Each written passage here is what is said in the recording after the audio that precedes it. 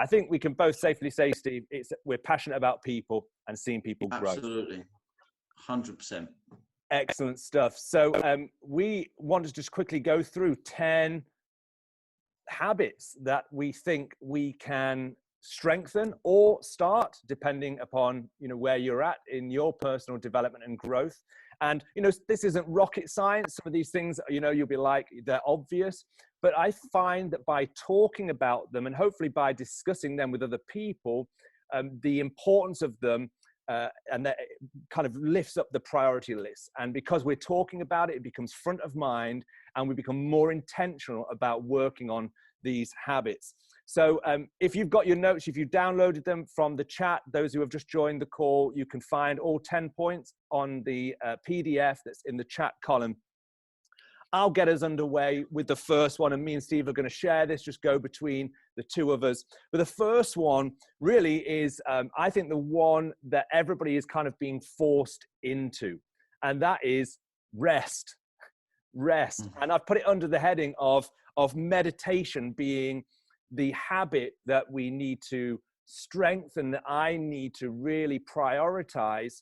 That actually, I think what society is being forced into, and this is kind of one of the benefits of this time, is that actually, whereas before the lockdown, we were all working so hard and we were all looking forward to our holidays. Remember those things called holidays? Yeah, on planes to other countries. Like, we were looking forward to holidays because we were just so desperate for a rest. Have you noticed right now, nobody is really talking about the holiday they're looking forward to? Why is that? Because actually, we're all finding rest. And what we're learning to do is to work from a place of rest rather than work for rest. And I actually think there's a rhythm there that we can take forward into the next season when this thing is over, that actually, if we start to learn to work from rest, we can become so much more productive personally and professionally. We're creative beings. And when we find that space in our day to be quiet, to quieten down, not just the voices around us, but actually our inner voice, that internal conversation, then actually we can start to see things differently. We're creative beings, and creativity and pressure are not good bedfellows. When there's pressure there, creativity is reduced. And there's a guy called David Burkus of the Harvard Business Review who said this, that when giving a group a task to do, he gave two groups a task to do, and one group was given breaks throughout the task, and the group that was given breaks ended up generating the best ideas. And he said one possible explanation for these findings is that when you work on a problem continuously, you can become fixated on previous solutions. I thought, wow, isn't that so true? When you're working something continuously, without a break, without rest, you actually rely more on your experience and then creating new ways. And so I think finding space to quieten everything down and to really remove that pressure, create some stillness, whether that's music, whether that's candles, whatever you're into. Again, I'm a person of faith, so that prayer becomes part of it as well for me. But to put myself in that space at the start of the day is absolutely key, to work from rest rather than just for rest. So that's the first one, Steve, meditation, working from rest, not for rest. Excellent. So the second one for me, the right conversations at the right time. And I think this period of time has really given me the opportunity to really reflect on this. As I said, I'm the founder of a business. It can be quite full on, doing lots of work here, there and everywhere. But sometimes I'll come home and I could have had a really good day and there could be really positive news. And I'll come home and the first thing I say to my wife when the children are hanging off her leg is, "Oh, Nick, we've got that piece of work. We've got this and that." And sometimes it's not always met with what you kind of want. And it can make you feel a little bit kind of down about it. But actually, on reflection, it is so important that we do find the right time for them conversations. It's not necessarily saying, right, we have to structure it at 7 o'clock, we will talk about work, but just being really mindful of the environment that we live on, the environment that we live in. There's a lot that's going on that is really important. And actually, there needs to be a right time and place for them conversations to be had. On the flip side of that, obviously there's a lot going on in the world right now. As a dad whose job is to protect my kids, protect my wife, protect the people that I love, I kind of need to know what's going on in the world, and I will put on the news channel to have a little look at that. But that really is something that we need to make sure it doesn't take over, that there is a time and a place for that. Again, one of the things I love about working with Gareth and working with all of you guys here is a chance to be really honest. And we're not saying these 10 points saying that we're absolute masters at them. My 4-year-old said the other day, because she'd obviously heard the news, saying, why did so many people die? And it's kind of like, wow, her young ears are always listening in. And that's just in the background. So that is a change that we've made straight away, that you know, the news channels don't go on. And for me, I just think that it is so important to be aware of the environment, both personally, professionally, understanding that it isn't just what we want to say that needs to be heard all the time. So I guess a little bit of something to think about for you guys is that something that you're always mindful of in your personal and professional lives? Are you mindful of the times in which you have these conversations? Because I think if we're honest, we're all quite guilty of it. We can be on a high and we just want to tell everyone what's going on. And sometimes we might feel a bit dejected that we've not always got the responses that we want, whether that's at work with a colleague. But I think that's something I'd like to leave you guys with a little thought about. Are we always mindful of that? So yeah, point number 3. Good stuff, Steve. Excellent. Number 3, managing energy levels. Managing energy levels. Again, like Steve said, we're definitely not here saying we've got all of these nailed. In fact, one of the reasons why my wife is on the call is because if you want the truth, you just ask her.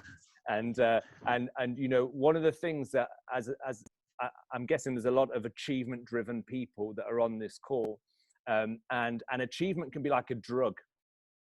And when achievement is something that you feed off, just the fact that you're in lockdown and there's a virus that's spreading all around the world, it doesn't change the fact that you kind of still thrive off achievement.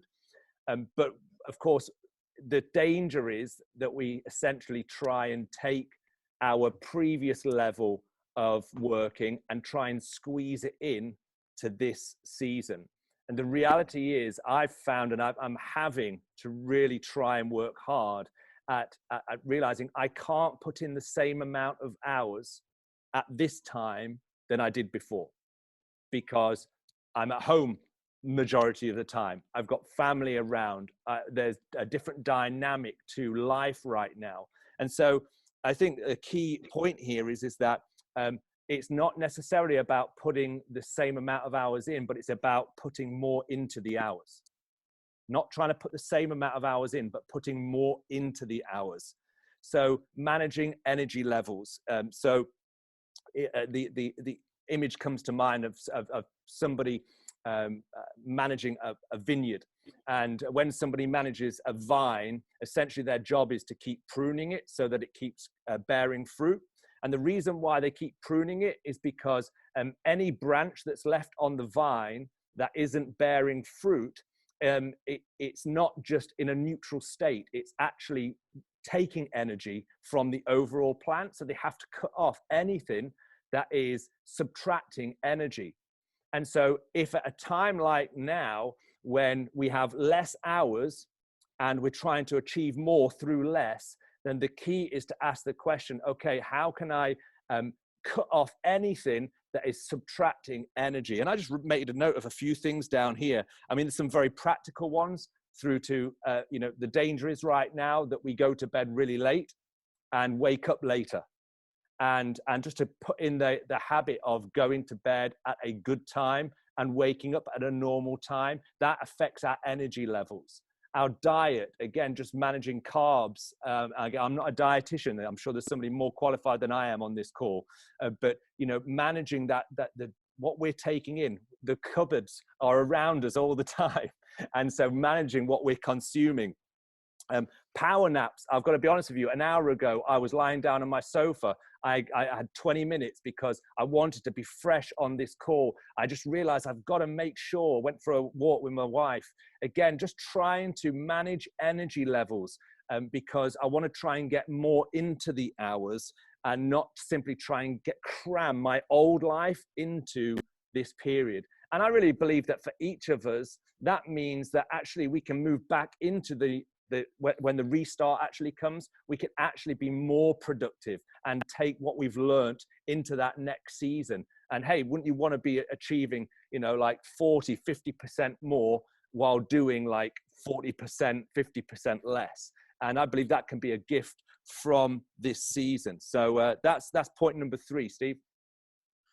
Firstly, I think I'm really jealous of your power nap. There's no such thing as a power nap in my house. If I find my eyes asleep, the kids are bashing on my head and everything. But you are absolutely, it is so true, because it is about rest. And I think everyone on this call will be completely different jobs, expectations and whatnot. But I think it is really important for all of us, given our positions, to have that understanding of what others are facing working from home.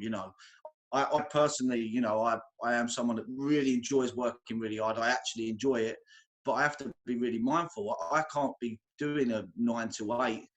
I've got 2 children that kind of depend on me, and obviously this time gives us that opportunity to look at what is really important and balancing it up. So the next one is about accelerated enjoyment. So doing the things you enjoy. Again, as Gareth said at the beginning, none of what we're talking about is rocket science. We're not reinventing the wheel, but it is good to be able to have them conversations and kind of get them thoughts from others. So finding the time to do the things that we enjoy. I absolutely love playing football, and that's something that I now can't do. But I also enjoy watching football. So it's about making sure that I can find that time to do it. And actually, if I'm being honest with myself, it can be a struggle, but finding that time and not feeling guilty for it. Obviously, if we're in busy households, and I can hear my daughter shouting through the door, she might come in a minute. It'll be like that news channel where they come and sit on your lap. But, it's about finding the right time to do it. So for me, it is about waking up early. And I did start falling in the kind of trap of waking up, going to bed later, waking up late, but I realised that my time was limited. I am a 5 a.m. wake up kind of person. And the reason for that is I understand my surroundings, and my children will be waking up at 6 o'clock. So if I want to have that bit of time, I've got to make sure that I put that in there. But on the flip side of that, it's also empowering others around you in your house. So, obviously I live with my wife as well. Do we give others that same kind of freedom to do it? Are we saying, actually Nicola loves working out, going to the gym. Are we giving them that time as well? And I think sometimes when we're so busy, we can fall into the trap of thinking, it's just all about me. And actually we need to make sure that we're giving others that time. So I guess the last little thing on that point is to think about is, one, do you take that time? If not, why? Why? I mean, is it because we don't really feel the need to? Is it because we feel guilty for it? And lastly, if you do take that time, do you genuinely give those around you the same opportunity and work together? Because when 2 people, or however many in the house, are working together, that's when we can be as creative as possible, both on a personal and professional level. So, yeah. Good stuff. Excellent stuff, mate. And it kind of links to that previous point by Steve. The number 5 is evaluation and planning. Evaluation and planning. Again, what we find is that every day feels exactly the same. Like today may as well be a bank holiday. It may as well be Christmas Day.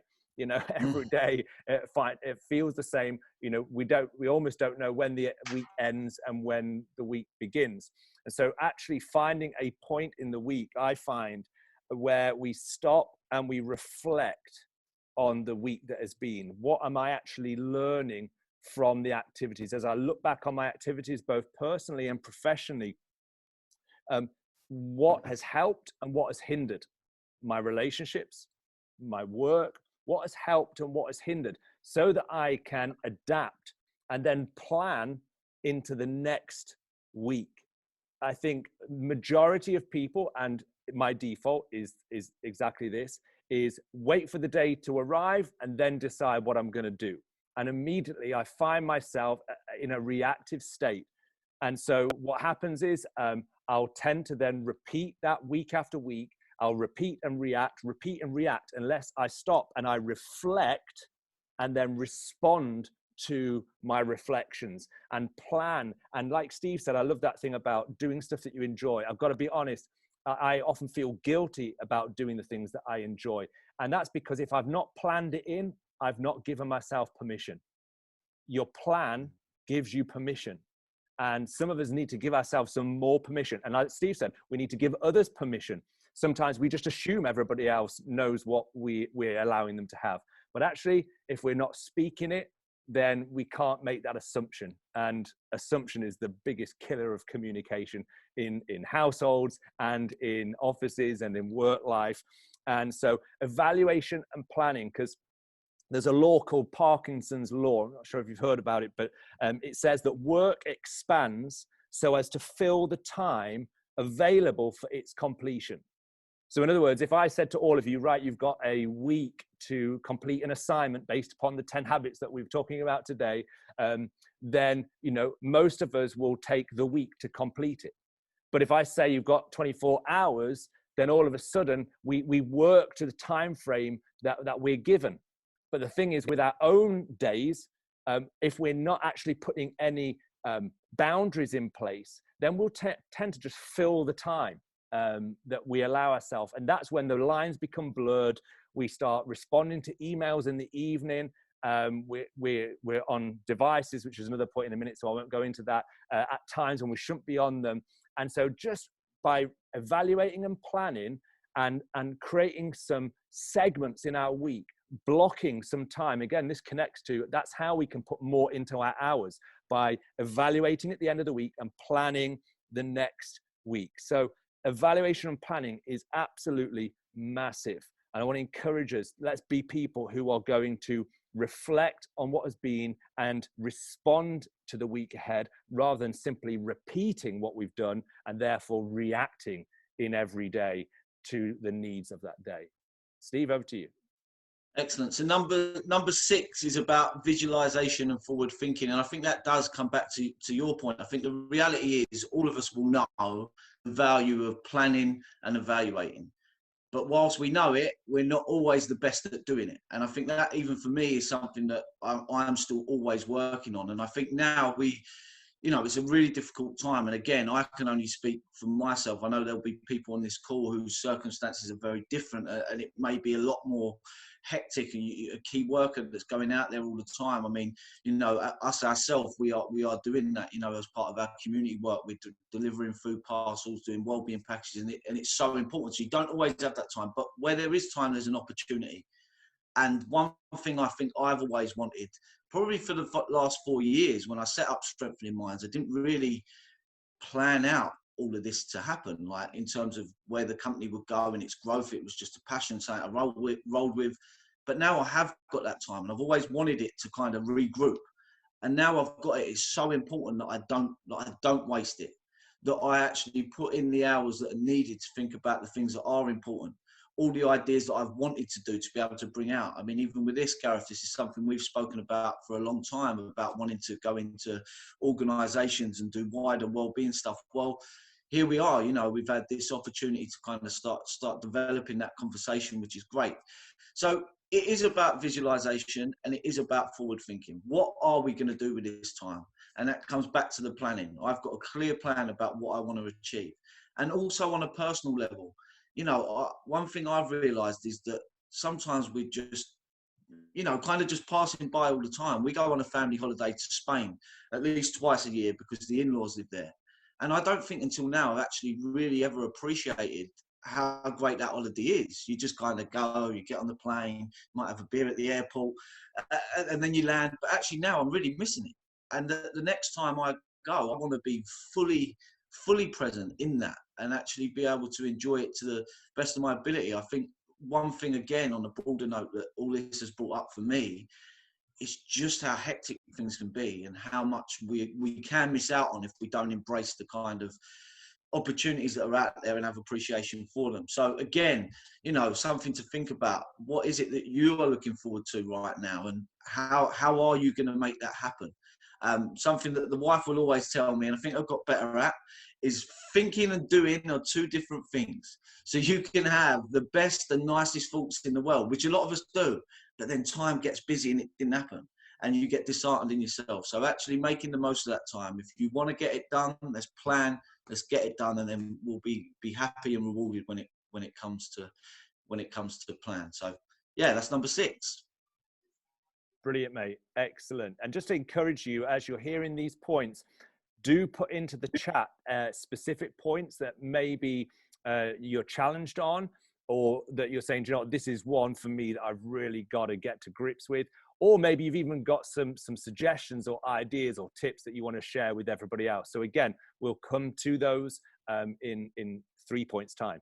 Okay, but do be using the chat. Let's hear from you. We want you to be involved in this conversation. So number 7 is device control. Very practical. We've all got devices, and we probably needed more control over devices before the lockdown, but I think more than ever, because it is an integral part of our lives now, especially at this time. You know, everybody is using devices, using social media.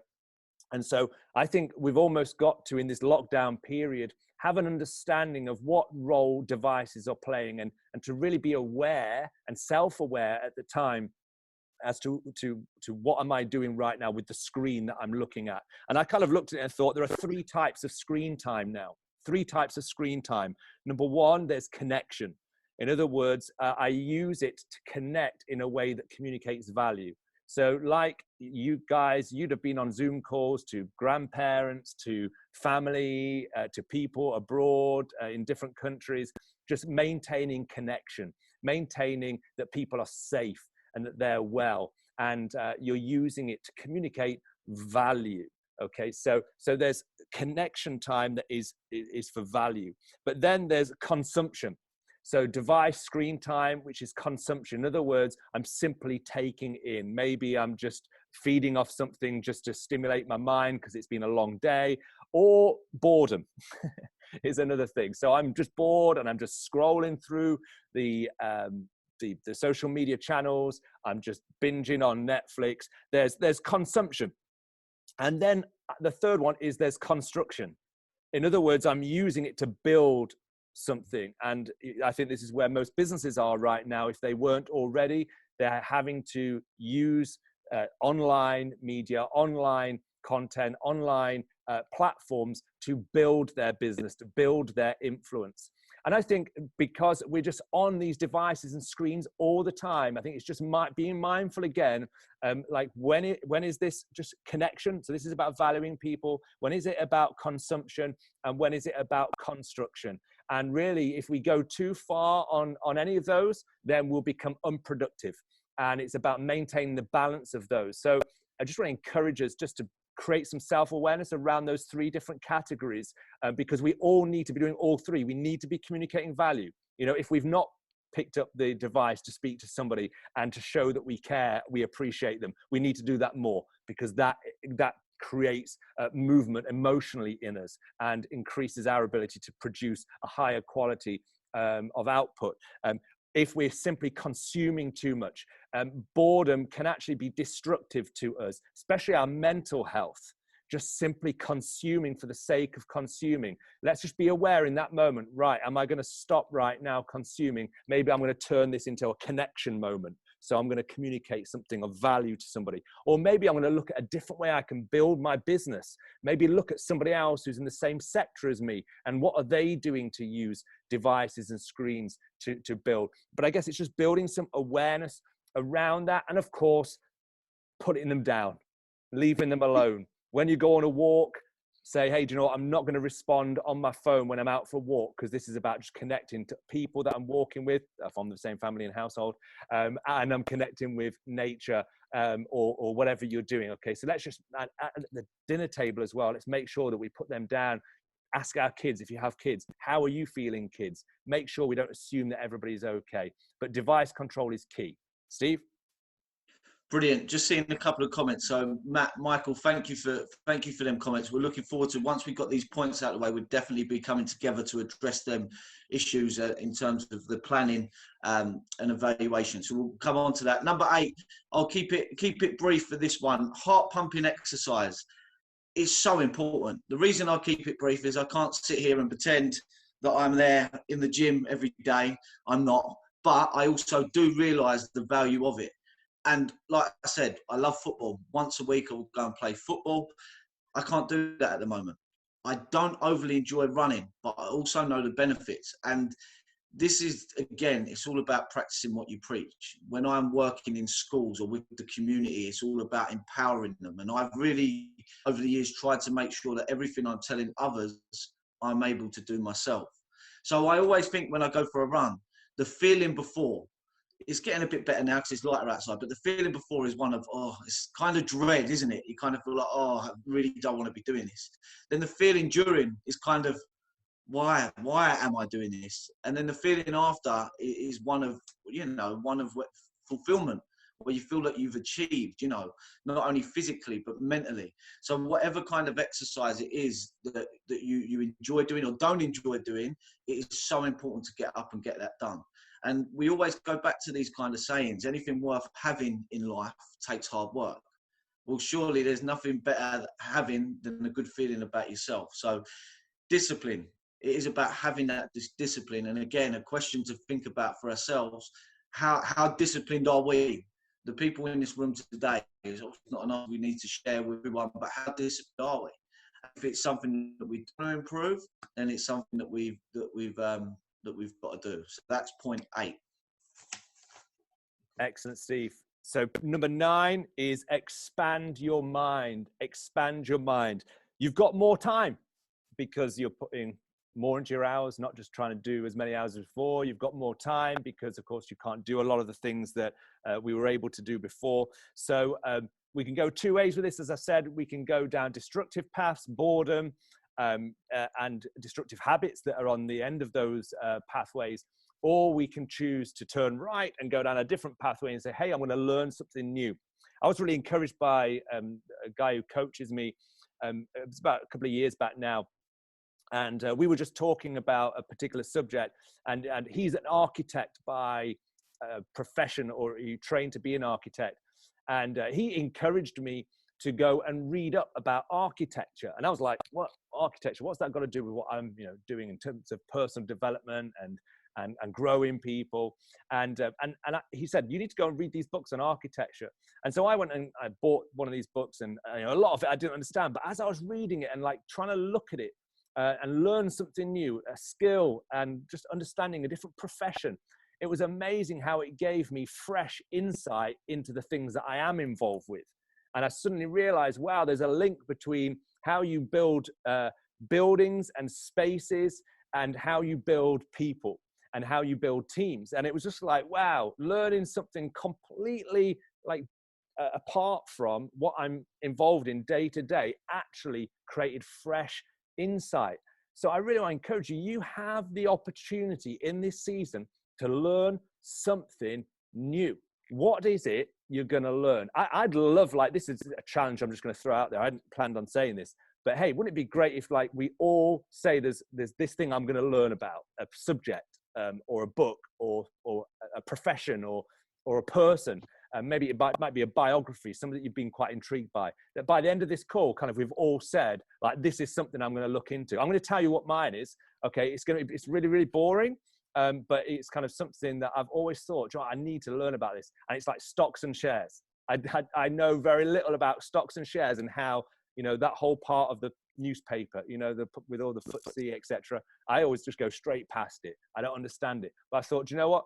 During this lockdown, I'm going to learn about stocks and shares. Because apparently every time we learn something new, our brain forms new connections and neurons, which makes existing neural pathways either weaker or stronger. And actually, this changes the plasticity of our brains.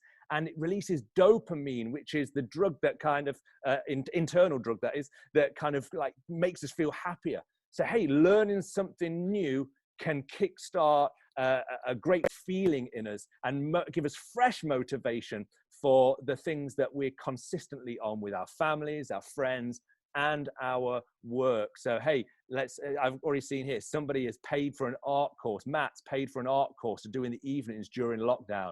That is awesome. Brilliant, Matt. Excellent. So let us know what the rest of you are doing. But that's point number 9. Expand your mind, learn something new. Steve. Brilliant. The pressure's on me now to tell everyone what I'm going to learn, isn't it? But I'm going to hold fire because I'm going to think it through before I just say it. Always think before you say. So that's my get out. But I will have something, I promise. So the last point, and really important, and then we'll get together and we kind of carry on the conversation with everyone, which is great. Reaching out to others. How do we use this time to really kind of reach out to those around us? And I've been very blessed, if I'm honest, in my job. On one side of things, the schoolwork that I do, I can't actually go into schools right now, and it's really difficult. I enjoy it; it's my purpose. But I also have the joy of working with Moat Homes, who have been fantastic for us as a company to deal with the work in the communities. And what I can do, whilst I can't deliver sessions to the young people, we're creating online sessions. We know that we have very vulnerable members of our community. We're able to get out there and get food packages together, well-being support. So obviously not everyone's going to have the resource to do that. But even if it's a phone call, one of the best parts of my week is calling in on a 95-year-old who lives in one of the areas that we support. And I'm on the phone to him for, well, probably about an hour at a time. And I think my daughter's just walked.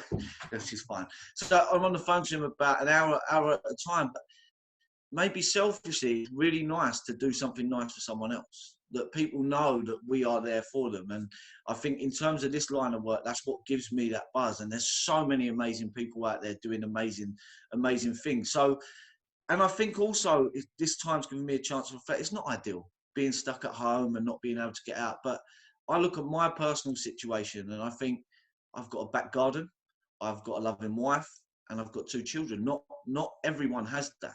So if ever I find myself that I'm going to have a little moan, because we all do it, we're all guilty of it, I really step back and think of that.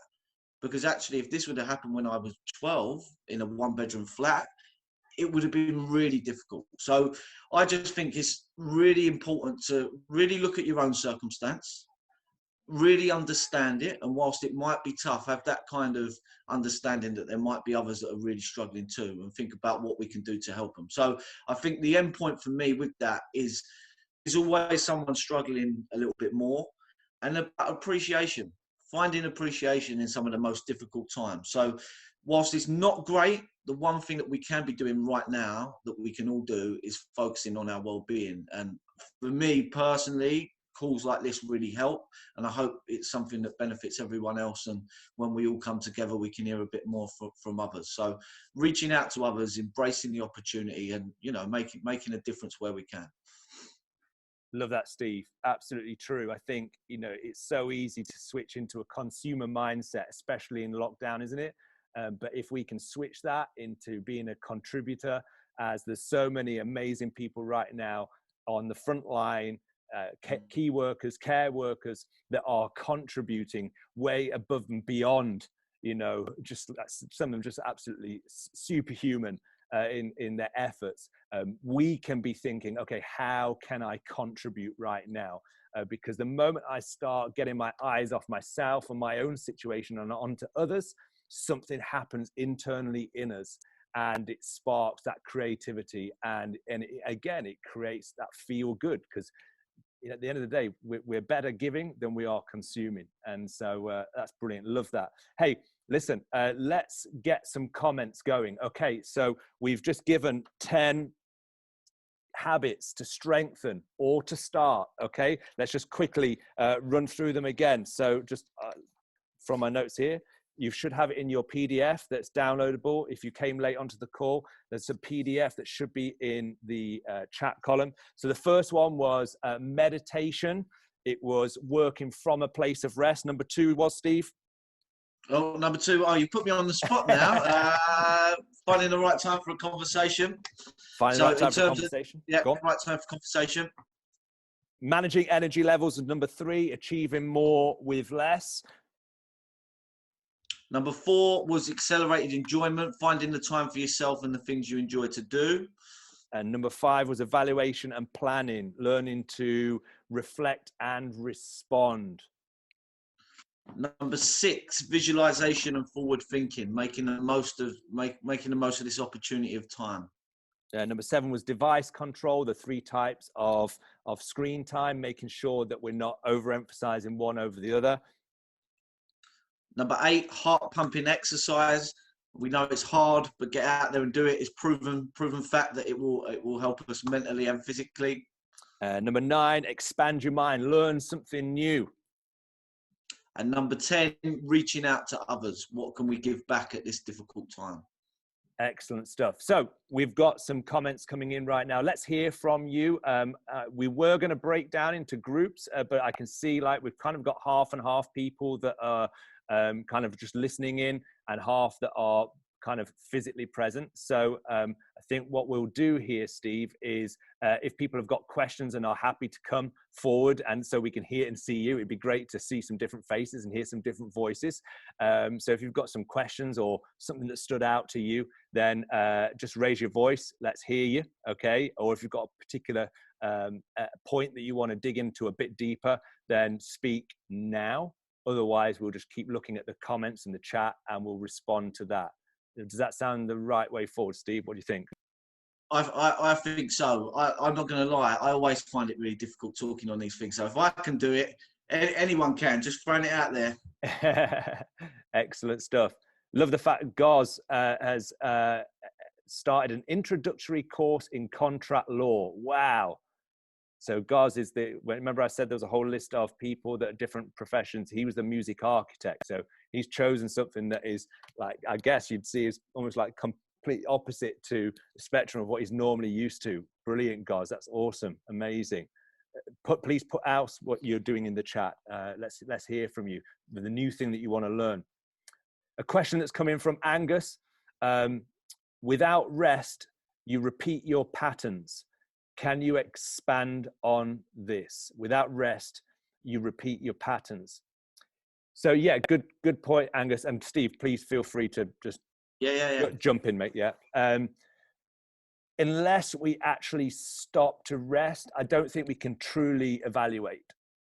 You can't evaluate from a place of still being on the go. Trust me, I've tried it, and I always think that I can. I always think I can defy like what is normal for human beings, but the reality is until we actually stop and from a place of rest actually allow ourselves to reflect, then we won't be able to adjust our not just behavior, because it's not just about behavior management, it's about belief. It's about what do I actually believe about what I do? What do I actually believe about the people that I work with? And I'll just let you in on this and then we'll go to another point. I was doing some coaching recently with somebody who said, I'm going to be working 7 days a week, only for 3 months though, because then once 3 months comes, then I'm going to be able to take a day off a week. And so I said to them, okay, that's very, very noble. I said, but actually, do you not think that taking 1 day a week to truly reflect and evaluate what's working and what isn't working personally and professionally will actually allow you to make the necessary adjustments and to plan properly from a place of rest and creatively that will actually accelerate progress? Actually, you'll do more with 6 days than you will with 7. And you know what? And at that point, she was struggling to sleep and struggling with a number of different areas around health. Put that adjustment in, truly evaluated from a place of rest, as in like a full day of rest. And you know what? Now she's smashing like the targets that she wants to hit in her current work right now. So rest enables you to change patterns that aren't working. So hopefully that just helps understand a little bit more about that. Steve. So just to jump in on Tony's point there, and one that I completely relate to. Hi, Tony, by the way, a really good colleague from Securus, excellent organisation. It's going to be a very different world after this is over. Let's hope people have more time for others. And the proof is in the pudding, really, isn't it? Like, you know, we're all very good at when something happens. It's like when you watch a really inspirational film, you relate to it. And you go, do you know what? I'm not going to take that for granted anymore. And then 10 minutes later, you've run out of sugar and you're like, oh, I've got no sugar. You know, it's about making sure that we do really understand the impact that this has had and making sure that we are nice to one another. And also, what do we do when we see behaviours that aren't being nice? Are we passive around it and don't challenge it? That's a problem.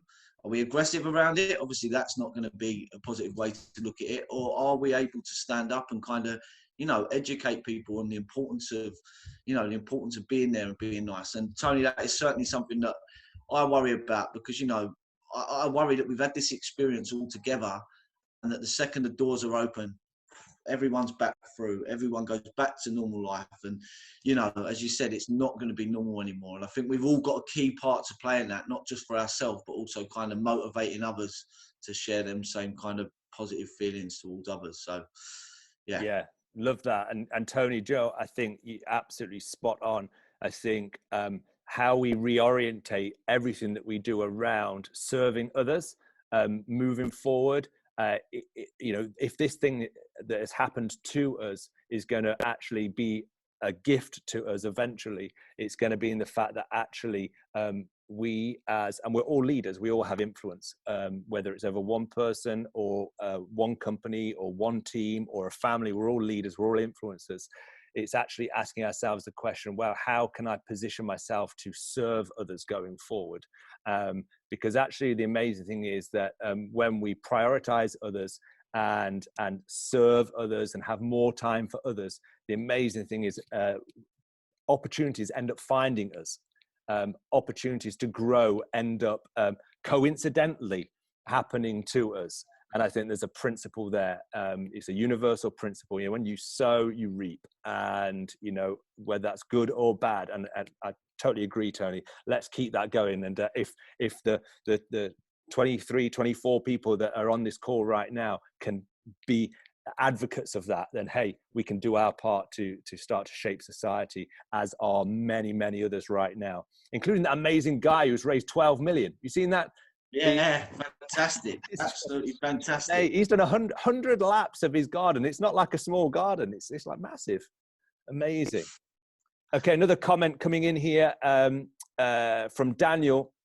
Daniel, is there a correct method of rest? Never really been sure what that accurately looks like, because I felt that rest for me is usually a short break from work to go and do something I enjoy before going back to work. Should rest be more of a prolonged amount of time? Steve, what about you on that? When it comes to rest, do you struggle with that? How do you position rest? Yeah, I think if I'm really honest, because obviously everyone's different. I have a very busy head, and I'm a doer. I like to do. It motivates me, but I think this period has showed me in terms of the time, as to how much time you need. I think that is to an individual, but I certainly know the benefit of getting that. I mean, being able to have a few days where you're actually been able to sit back, reflect on what's going on to get yourself motivated again, it is so important. So again, everyone's different. I'm quite an active person. My wife would tell you I drive her mad. I'm not very good at just sitting, watching a film. There's always something that can be done, but it's so important. And it's like you said, with the devices, switching them off. So that's our time. That's where rest comes in. 8 o'clock, then phones are completely away. That's our rest. That's a together time. And that personally really builds me. What about yourself, Gareth? How much time do you need? Yeah, I think it's a great question, Dan. And I would say it's about trying to create a rhythm of rest. Because sometimes we can be quite kind of, I guess, anal about kind of like, or am I getting enough work done, or am I getting enough rest? And we can get quite rigid about it. But I guess it's about understanding our own rhythm. Like Steve said, we're all different. And we all need different amounts of different things. But we are all humans, and we all need a foundation, I would say, of rest. I'd say that our natural tendency tends to be to shoehorn, more achievement driven people tend to shoehorn rest into their lives rather than build from a foundation of rest. So I think you can tell what people truly value by looking at two things: their bank account and their calendar. Okay, so if somebody says, "Oh yeah, I'm a fit person," or as in like physically fit, or I'm a generous person, check their calendar and check their bank account. Obviously, you'd need permission. So I guess like it's looking at your calendar, it's looking at your bank account. Looking at those two areas, where can I find rest? As in like, maybe I've invested in something financially that gives me opportunity to just go watch a film, or obviously not right now, but or I've just bought Disney Plus or something like that. Okay, just to kind of create a rhythm of entertainment or something in my life to give me that break. But again, just make sure you've you budget that, a budget financially, and also time budget it. Okay, a lot of people, again, it's not necessarily a common thing to do, but actually look at what you do with your time and think, wow, how much time am I putting into this, but I'm not putting it into rest. Or even like relationships. Again, for me, I have to be hyper conscious. Am I putting enough time and focus into my wife and my children? Not just that they're there and thereabouts, but actually like focused in the moment time. So I think just like budgeting your time, budgeting your money, it reveals what you believe. So hopefully that helps, but it is a big challenge. Let's get that up. Sorry, I just saw. Go on, Completely Steve. agree. It's just something that Melanie said about the heart pumping exercise. So Melanie, well done, getting up and doing your online workouts. I'd love to know how often as well, because I can't lie, I'm not getting up every single day to do it. 2, maybe 3 times a week. That's it. But if I do that, I feel great. So that's brilliant that you're doing that. And obviously the cooking course. I'm useless at cooking, so if you've got any tips that you can whiz over to me, I'd love to have them. And again, device control. I think for all of us, the world is very different now. Everything's at your hands, and we do sometimes find ourselves pointlessly through boredom looking through things, and the impact that has on our brains is incredible. And I don't ever want to be that dad that my daughter's having to tap me on the leg whilst I'm on Instagram or Facebook. So it's quite nice that everyone shares them kind of passion. So Melanie, please do write and let me know how often you're doing it. I do it every day. Yeah, every day. Yeah, I get up either 6 or 6:30 and just do it, because I just find it just gets me in the right frame for the rest of the day. Absolutely. And do you dread it before you do it, or have you got to the place now where it's quite exciting and you look forward to it? I look forward to it. I think when I first did it, because I was rushing around doing all the usual sort of humdrum of life, I was always thinking, right, I've got to go to the gym, and the gym never got there. Yeah. So right now, I've got into the routine of doing it, and I quite look forward to doing it. Amazing. Good for you. Can I just ask quickly, what's your go-to online workout? Well, there's a lady called Alison Stockton, and she's, over the last couple of years, I've followed her, and then every morning she either does a private one, which I do, and sometimes I'm a bit crazy, I'll go and do the free one that's open to the whole public. Wow. Yeah, I'm not sure about that. Well, good for you. That's incredible. I'll definitely look it up for sure. Brilliant. Amazing. And I've seen there you've enrolled Melanie on learning how to cook Caribbean food as well. Amazing. That's amazing. Because it's quite funny. I saw the course, and traditionally I do some Jamaican dishes, but I saw that there was one particular course that covers the whole of the Caribbean. So you can learn different dishes. So I thought that's a bit of fun. And then get everyone involved in it. Wow, that's amazing. Well, we'll all be going around Melanie's once lockdown is over, eh? Caribbean and a workout. Awesome. Amazing stuff. Hey, Kevin here, love this. This is brilliant. Like creative ways of like, he honored his wife by, it was a surprise party, inviting 20 of her friends, a 30-minute party onto their big flat screen TV using these HDMI cables, and his wife loved it, and their friends, and they all organized a party. Amazing. That is so cool. Amazing stuff. Excellent. Okay, well, we've got 3 minutes left, Steve, so let's just give some kind of final thoughts, and maybe some next steps about, in the future. Let's create some more conversations like this, do you think? Absolutely. So firstly, from me, thank you so much, everyone, for taking the time out to come and join us, and I hope you got something from it. One thing that I learn every day through all walks of life, it is the person that you are that is going to determine where you go, whether that's on personally in relationships or whether that's professionally.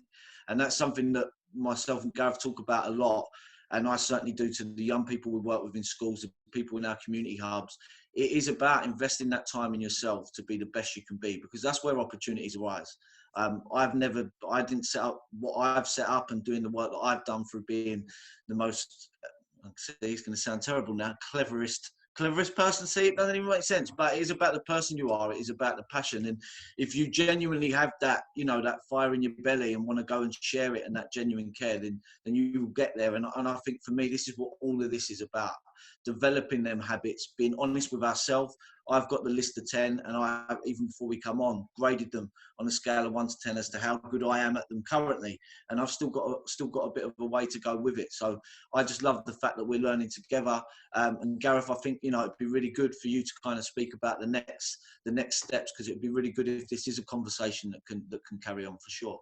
Yeah, absolutely, Steve. Yeah, no, thank you guys. Really appreciate you spending time for inputting you know, your investment, your comments and your encouragements. You know, I think if there's one thing that we are all learning from the highest position in the land of the Prime Minister, right through to what previously people perceived as the lowest jobs, which now it's totally been flipped, and you know, we're singing the praises of unsung heroes, of people who serve us week in, week out.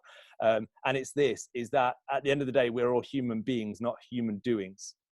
And with human life, there's a fragility, and we've become aware of that fragility. And I think we've appreciated more now, like what we have and who we have around us. But I think what it's also done is it's created a vulnerability in our nation. And you can look at vulnerability two ways. You can look at it from the point of view of, oh man, this situation's exposing me in terms of exposing fear, exposing anxiety. Or you can look at the other way, that actually it's getting us to talk more. It's getting us to be real. As I looked at the Prime Minister's address from Chequers, where he's recovering, to see, this is not a party political statement, by the way, but to see in his eyes now a fresh awareness and vulnerability of his life, and his life being in the hands of carers and NHS workers. Wow, it was just powerful to watch. And it just made me think, you know what? I think it comes back to what Tony was saying. You know, we can have more time for people when we're willing to be authentic and true to what's going on in our lives. And let's just allow ourselves to be vulnerable. You know, vulnerability isn't weakness, it's actually strength. And I think the more we can be authentic, the more people will actually open themselves to us. And at the end of the day, personal and business lives, it's about people, it's about conversations, and it's about being authentic and serving. And so we'll all be working hard on these habits. None of us have got them down. Let's just keep encouraging one another. Listen, it'd be great if we'll send an email out following this session. We'll send the PDF slides just in case you didn't get them. And the last slide, there's some contact details there, mine and Steve's contact details, if you want to keep the conversation going. And hey, we'll arrange another session, Steve, I think, and look at a topic. And maybe let's have some suggestions. If there's a particular emphasis that you guys want to look at, that actually could really help and again serve people at this time. That's what we want to do. We're not interested in just you know, filling time. We want to serve people through these sessions. So we'll email out and then email back your thoughts, and we'll create another conversation, and we'll be in touch. Does that sound like a plan, Steve? Sounds great. I was just looking at my hair being vain. It's going to be very long by the next one. So yeah. Oh, is that? Oh, that's Anne's hand. I thought I was going to see a little one there coming up. But yeah, no, absolutely. Thank you so much for your time, everyone. Appreciate it. Excellent. Take care. Have a great rest of the day.